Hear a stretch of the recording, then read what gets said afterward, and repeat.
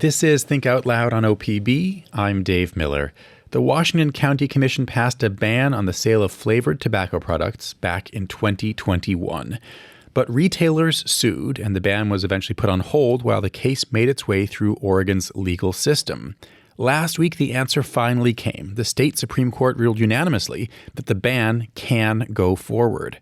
Meanwhile, that decision came just days after the Federal Food and Drug Administration moved in the opposite direction.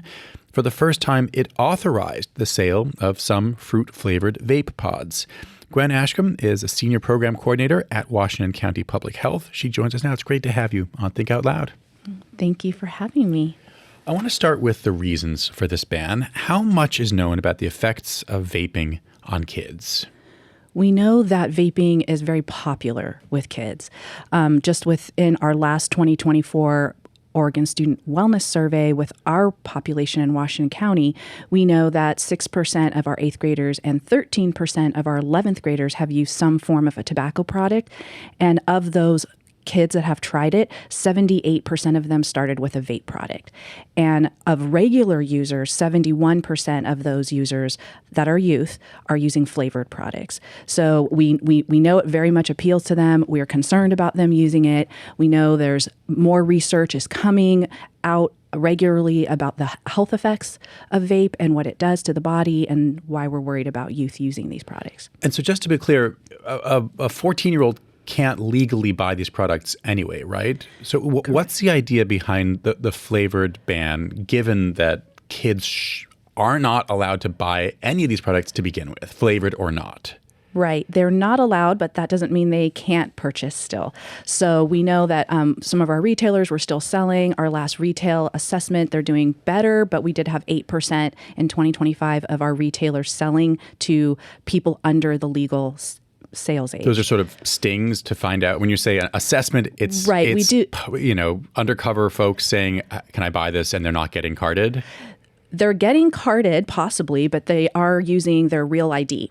So it is something that the state does as part of the annual inspection for all our retailers. They get an inspection for minimum legal sales age sales, and it's youth that go in with their regular ID, nothing trying to look older in any way, and see if they can purchase a product.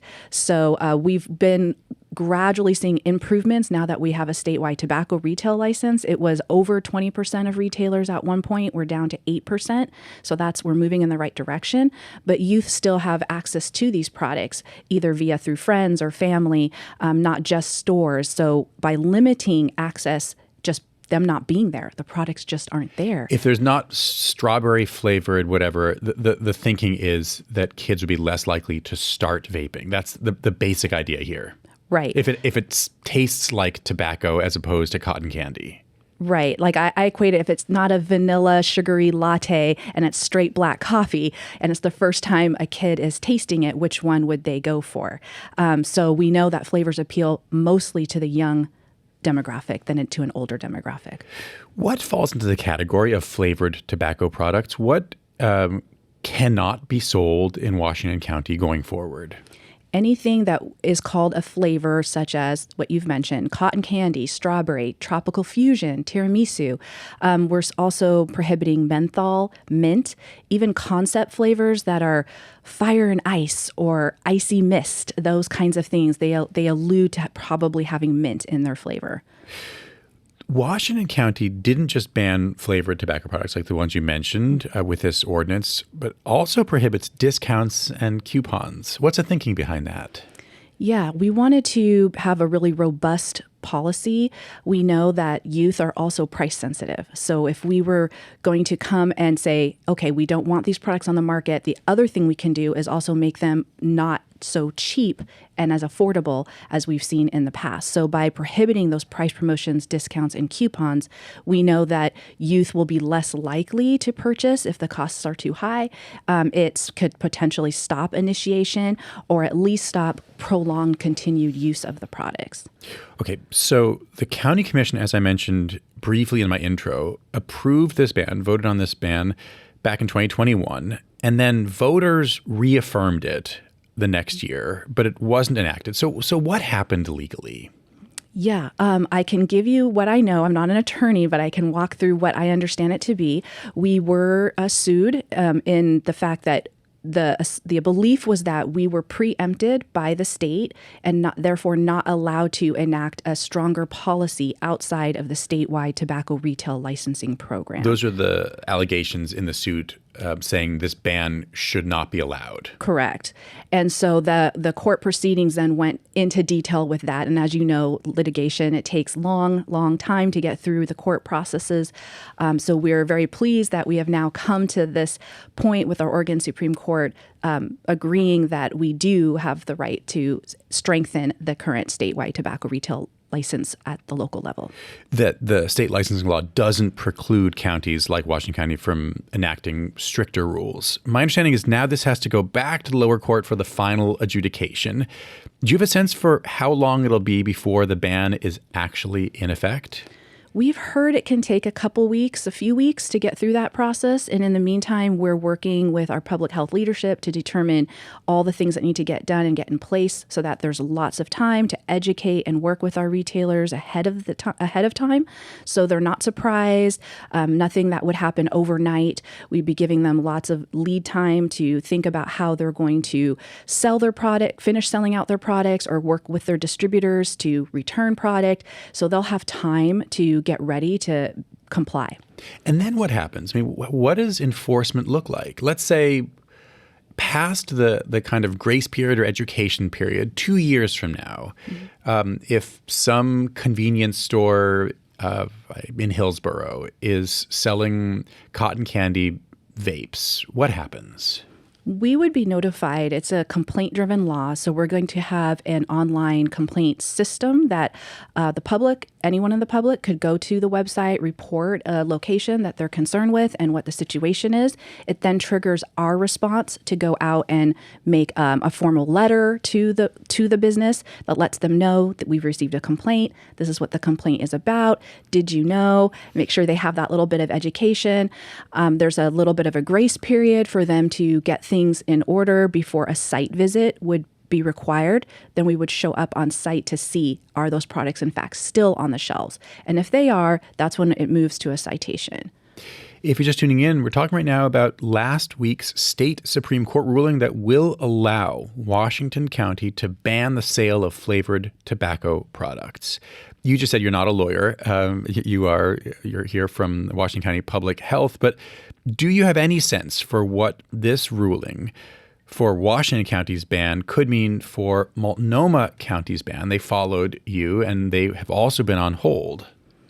We're hoping that we've set the pace and that now it will help them move along. We're the first county in the state of Oregon and in the Pacific Northwest to do something like this. So we are really proud to be setting a precedence.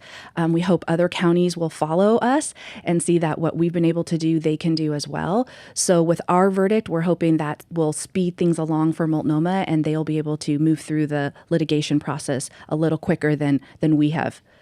So you're the first in Oregon. Do you know if other localities in other states have done this, or are you relatively unique? We're unique for Pacific Northwest, but there's 420 other localities nationwide that have done this, and 6 states have done this. So we aren't the first, but we won't be the last. We're starting it in the Pacific Northwest, hoping that by us doing it, it'll start spurning some of that work to happen over here.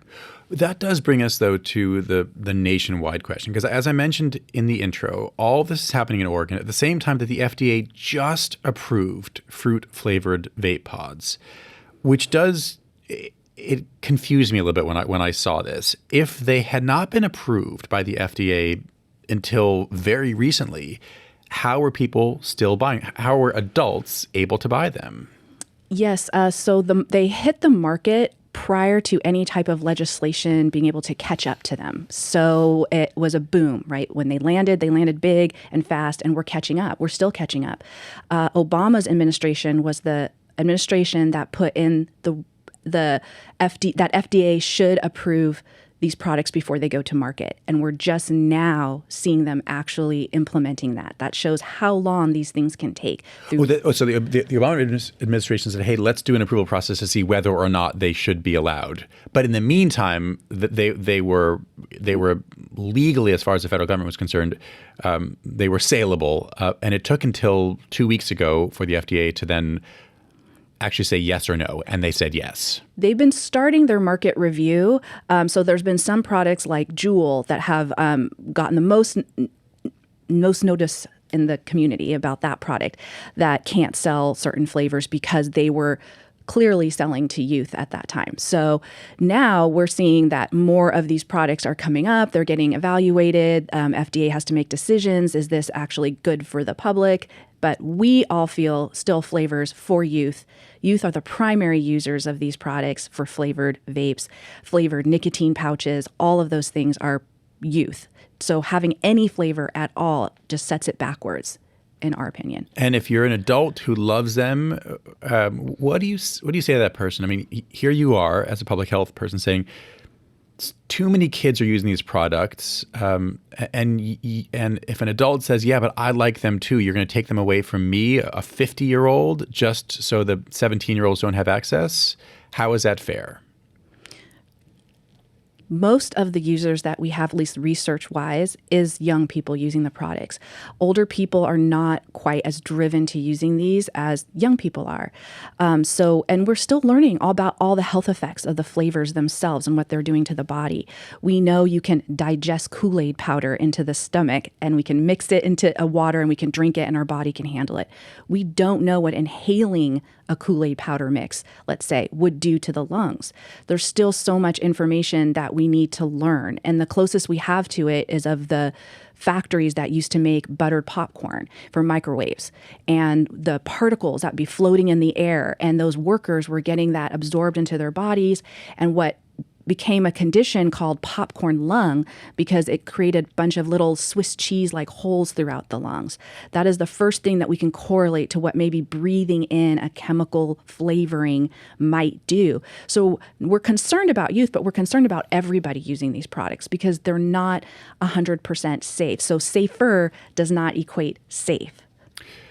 Gwyn Ashcom, thanks very much.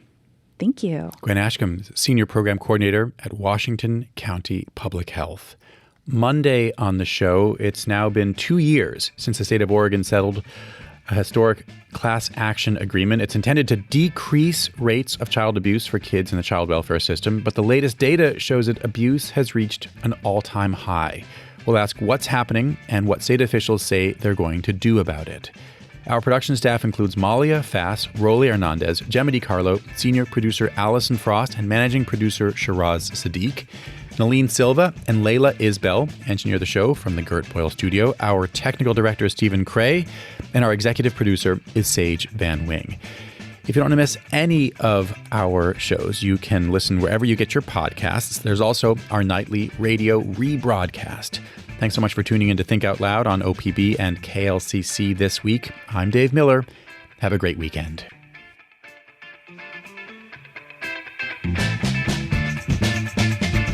Think Out Loud is supported by Steve and Jan Oliva, the Rose E. Tucker Charitable Trust, Michael, Kristen, Andrew Kern, and Anna Sanford, and the Jackson Foundation.